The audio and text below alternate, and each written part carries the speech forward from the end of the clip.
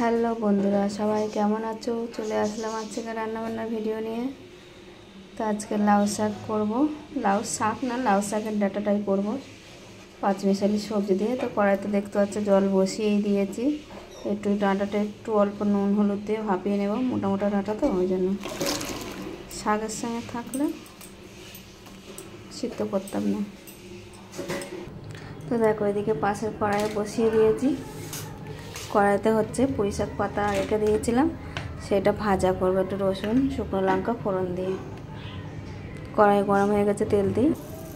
তো দেখো কালো জিরে শুকনো লঙ্কা ফোড়ন দিয়েছি। এবারে রসুনটা একটু আধ মতন করে নিয়েছি, রসুনটা ফোড়ন দেবো।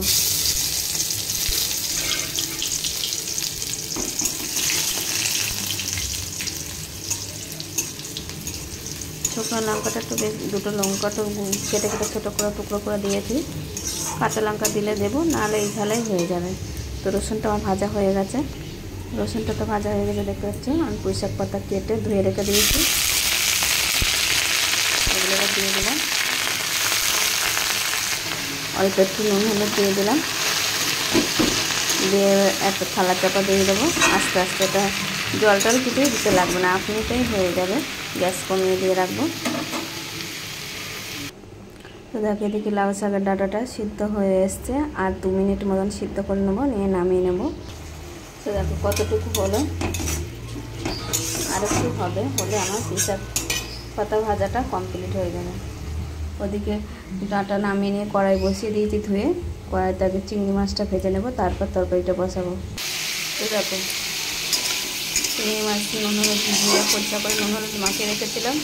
জ্যান্ত চিংড়ি মাছ ছিল বলে খোলাগুলো ঠিক করে ছাড়াতে পারছিলাম না, তাই এমনি কেটে কেটে নিয়েছি। চিংড়ি মাছগুলোকে ভেজে নেব। চিংড়ি মাছ তো ভেজে তুলে নিয়েছি। এবার কড়াইতে ফোড়ন দিয়ে তরকারিটা বসিয়ে দেবো। 5 ফোড়ন শুকনো লঙ্কা ফোড়ন দিয়ে সবজিটা দিয়ে দিলাম। পেঁপে আছে, সিম আছে, বেগুন আছে, আলু আছে।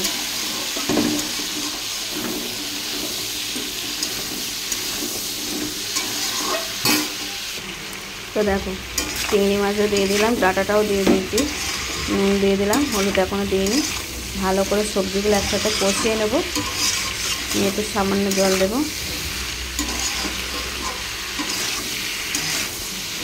এখনও কষতে হবে, অনেক কষা বাকি আছে। আর এদিকে দেখো আমার শাক ভাজাটা কমপ্লিট হয়ে গেছে।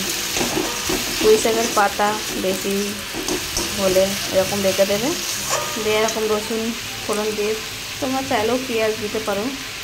রসুন ফোড়ন দিয়ে এরকম ভাজা করবে, খেতে খুব টেস্ট লাগে। একটু স্বাদ মতন অল্প একটু চিনি দেবে। দেখো কয়টুকু হয়ে গেল আমার পুঁই শাক পাতাটা।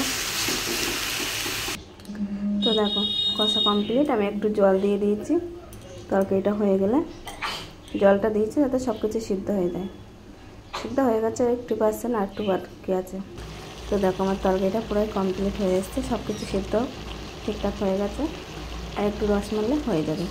তো আজকে রান্নাই ছিল, কেমন হলো। ওদিকে ভাত মাছের তরকারি হয়ে গেছে।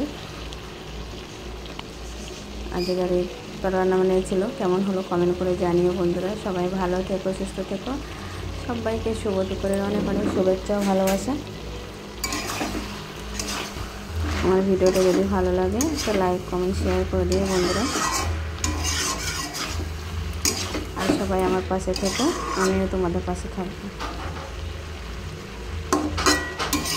সব হয়ে গেছে, তো টাটা।